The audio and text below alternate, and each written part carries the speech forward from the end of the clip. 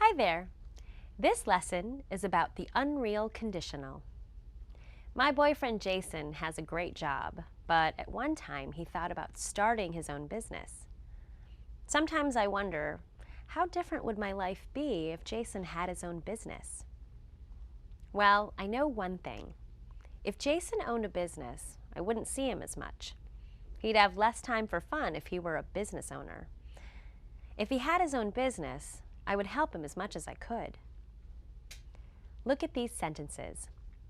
How different would my life be if Jason had his own business? If Jason owned a business, I wouldn't see him as much. He'd have less time for fun if he were a business owner. If he had his own business, I would help him as much as I could. All these sentences have two parts or clauses. One clause starts with if. It describes a condition. The other clause describes a result. The if clause and the result clause can be in either order. In writing, we put a comma after the if clause if it comes first. Let's look at one of these sentences again. If Jason owned a business, I wouldn't see him as much. I'm talking about a situation that isn't real. Jason doesn't own a business. We spend a lot of time together.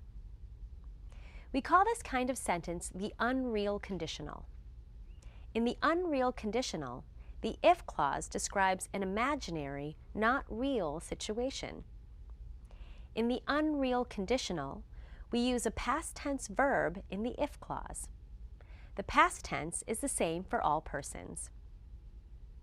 We use would or wouldn't plus the base form of the verb in the result clause. For example, if the verb in the if clause is have, we use the past tense had. If I had a lot of money, I'd travel all over the world. If the verb in the if clause is live, we use the past tense lived. If my parents lived in Mexico, I'd see them more often. If the base verb is be, we use the past tense were for all persons. For example, he'd have less time for fun if he were a business owner. I'd have less time for fun if I were a business owner. Remember, all these situations are imaginary or unreal. Jason is not a business owner.